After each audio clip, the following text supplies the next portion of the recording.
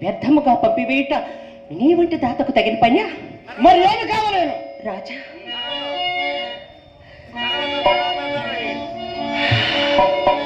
రాజా, ఒకే ఒక్క మారు నీ ఆశీష సొక్కింబో పసగిళ్ళు చాలుగా.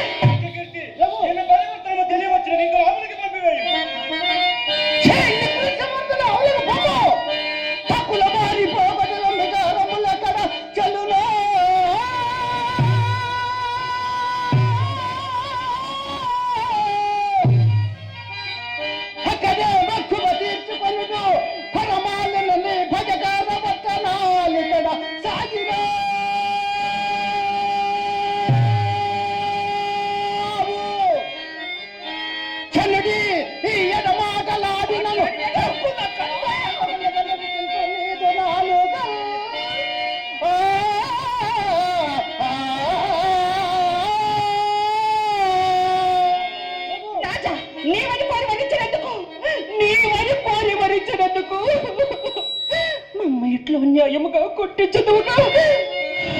కానీ రాజా, మా తండ్రి గారి యొక్క విశ్వామిత్రుడితో చెప్పి నిన్ను నీకున్న ఏ విసురు తీర్పుకున్నాను. నన్ను ఏ పేరునే పిలవద్దు, నన్ను ఏ పేరునే పిలవద్దు. పేరు విశ్వామిత్ర మహర్షి కూతుర్లా అయినతో మాలకులు ఎట్లయ్యో కదా స్వామి. ఏమో దేవి, ఇదంతయో ఇంద్రజాలము వలె ఉన్నది. ఏదో దుర్యోగము కొరకై మనం ఈ ఆశ్రమ ప్రాంతమును ప్రవేశించిదిమి. ఆహా ఆహా,